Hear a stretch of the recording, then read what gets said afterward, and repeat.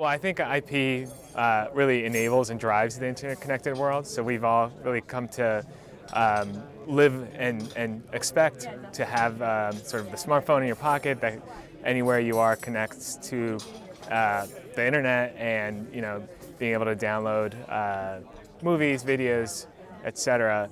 And we don't really even think about the way that works, but that's really driven by research that's been done by companies like InterDigital and others that come together in standards setting organizations and really in a very collaborative effort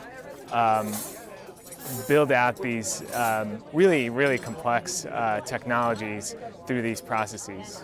We know the commercialization piece, which is when the technology actually ends up being implemented in the particular country's network. But obviously, to get to that point, it's a very long process filled with engineers doing really hard work in working these things out and making sure that what we get as an end result is something that is really a substantial improvement on the previous generation.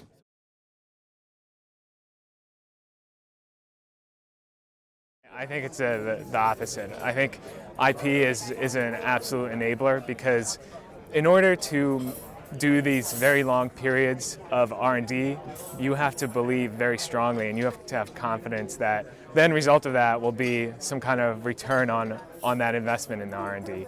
And so the only way you can really ensure the return on investment is through intellectual property rights, the patents, and so on and so forth. So I think it's critical.